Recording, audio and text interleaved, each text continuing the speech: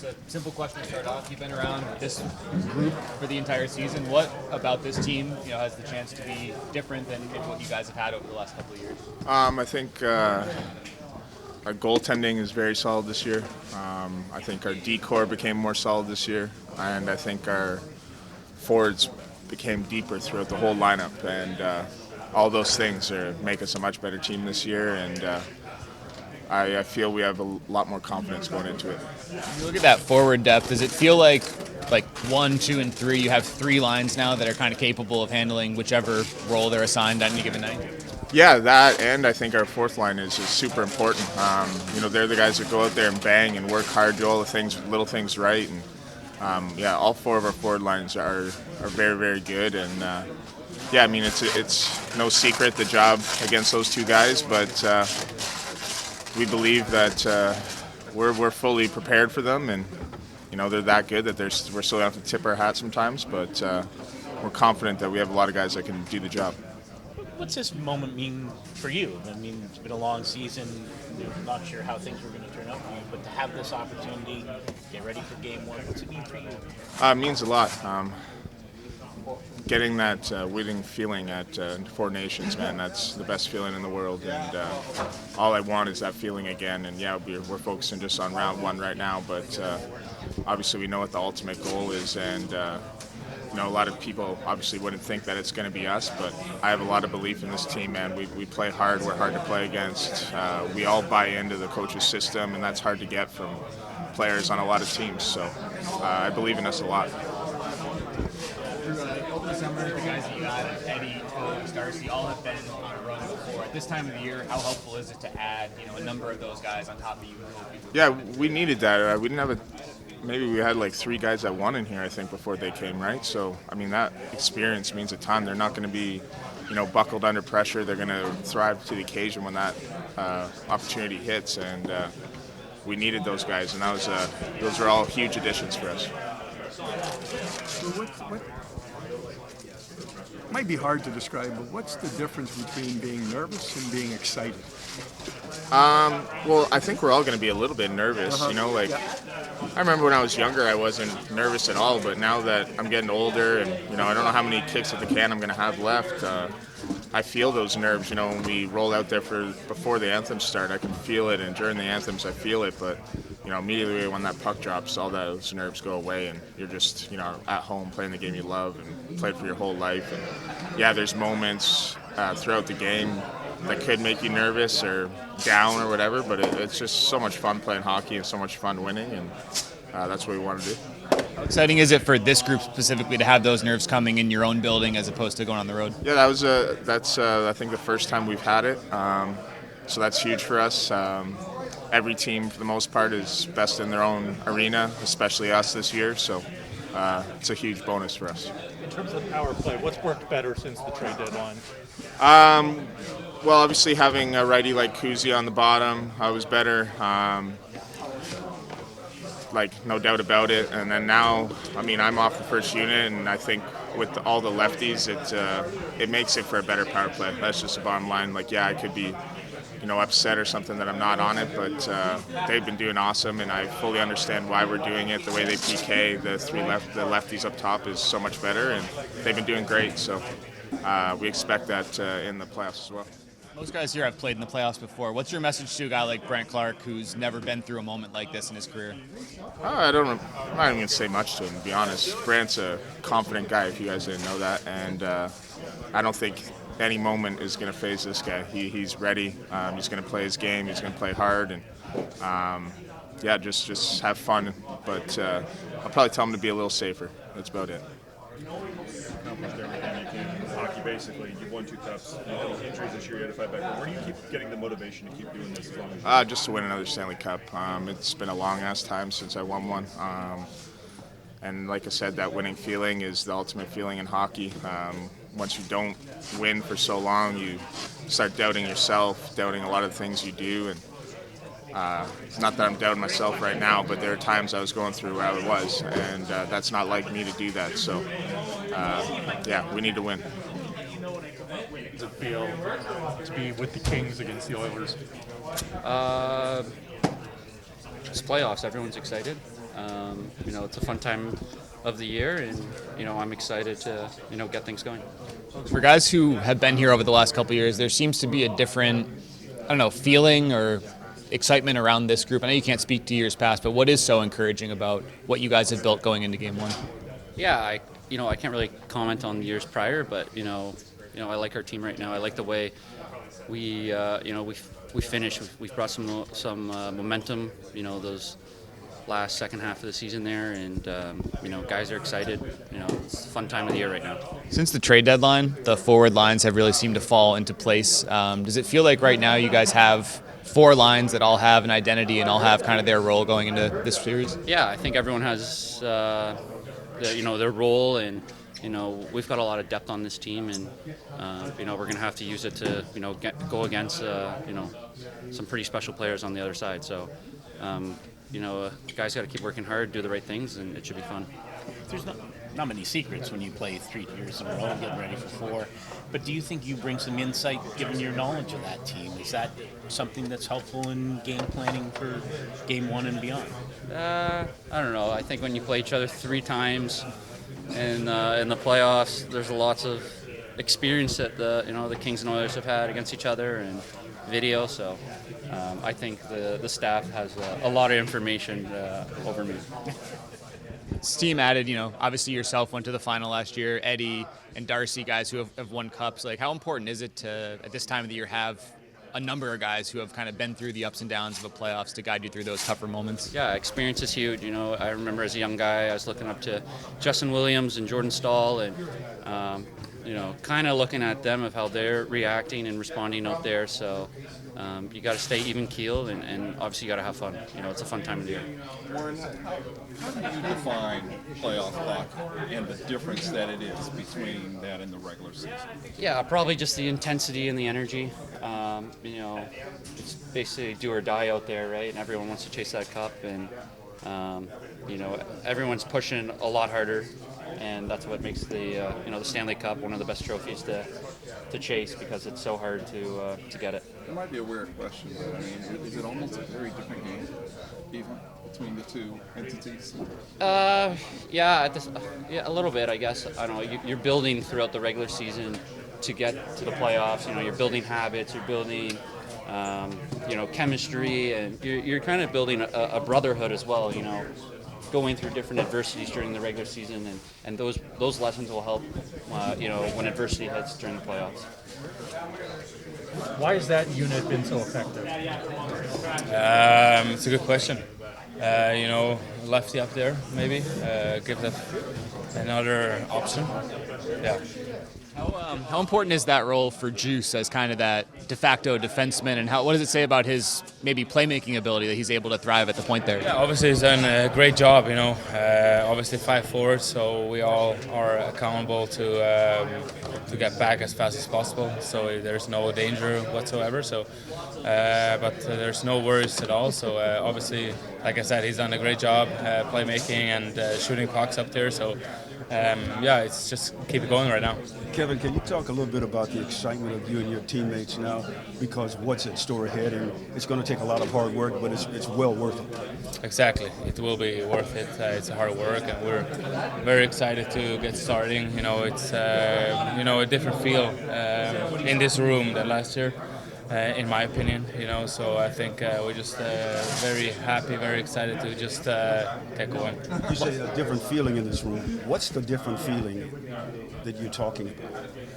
Is it a more positive one? Yes, more positive one. Yeah, for sure. What makes it more positive? Just to believe. It's just a whole season that we've been through together. I don't think I've been in a close teammates like this before. Everybody's really, really close to each other, loves each other, believes in each other, and wanna work for each other. That's all about it. And there's going to be some, mistakes happening, and that's what I'm talking about. It's been all season up and down, and we never had it out on anybody. We always came back strong, and we've been consistent like crazy this season, so hopefully we can keep it going. And you got a very difficult opponent as well. Exactly, they've been they're Great team. Obviously, we know them very well. Last 2 seasons didn't go our way, but this season is a new season, new chance, and like I said, I have a better feeling for this year. Kev, since the trade deadline, it's felt like the forward lines have kind of fallen into place, 4 lines that have stayed together. Does it feel like you have each line with its own kind of identity and role known at this point? Yeah, like you said, after the deadline, in the past 2-3 months now, we've been really strong. All 4 lines, all 3D pairs, and both goalies. Every game was a consistent game, in my opinion, in the big picture. So now it counts. So we got to now it starts. So we have to do it all over again and even better. For those of you who weren't yesterday, we covered everything yesterday. So you can have a couple questions each, and we'll all go home. Coach, is this one of the keys to being successful in the postseason with all the pressure and the tension, just making sure that you're nice, loose, and relaxed? Yeah, I mean, you'd like to try and stay that way. It's hard to stay that way tomorrow night at 7 o'clock. But, yeah, I think anything. I mean, these guys have prepared all year. They're professional athletes. They know what they have to do. And to be in the right frame of mind, loose and ready to go is probably the best way to play a game. We just talked with Drew in the room, and he said that after all these years, it's still winning that drives him. And he hasn't won in a while, and having not won in a while even makes him feel like he hasn't won. Like, how important is it to one of your leaders to have that type of mentality, still driving a player like that in his career? Well, I think it's important, and yeah, he hasn't won enough lately. There's no question. But the one thing that was really important for him was, one, to make that Four Nations team and play as well as he did, but to be part of winning again. When he came back in my first interaction with him, he was so excited and proud. I'm sure he had a blast the night after the win. So he got that taste again, and I could just see it right there. That really impacted him. So hopefully that's going to be able to carry him forward through the playoffs too. Jim, how do you define what NHL playoff, Stanley Cup playoff hockey is, and how different it is from games 1 through 82? I don't know. I mean, again, I'll be honest. It's a good question. Look at the size of the room here today. We don't usually have this many people. It's just amped up. It's just more entertaining, more passionate, more of what makes hockey great. It's just that with a multiplier on it. And you never know what's going to happen. And a lot of times the emotion can, like Jim talked about being relaxed, but the emotion can cause different things to happen in a game, unpredictable things. And I think that's what we all love about sports, is the unpredictable nature. Well, not the coaches, but the fans, is the unpredictable nature. You don't know what you're going to see. And you could see one of the greatest things you've ever seen at a live sporting event, or it could just be a dull game, teams just going at, you don't know what's happening. You'd love your team to win, you don't know if that's going to happen. So I think all those things, but just, again, amped up with the multiplier on it. And I'm asking this in a much more general sense. But does part of that include, even as a coach, seeing who steps up in a moment, embraces a moment, who maybe doesn't? Right. And the stories on the playoffs are always about the unsung heroes. You expect the top players always to rise and to play, but there's the greatest stories. I can go back, I think of John Druce. Remember Druce on the loose there? He got about 11 goals. I don't know how many goals, but he was scoring game after game. Maybe just got called up for the minors. And we don't have those examples more recently, but it was one of the most exciting things as the entertainment build. So there's always an opportunity, because there's so much weight on each game, for somebody to be an unsung hero for that particular night. And I think that's a cool part of it too. Talk about the unpredictability, in certain moments. Yesterday you mentioned kind of the younger guys going through it for the first time. How important is it, though, that you've added guys like Darcy and Joel and Warren to the mix who have handled the unpredictable in the playoffs before? Yeah, I mean, everybody will tell you the experience can only be gained by doing it, by getting through.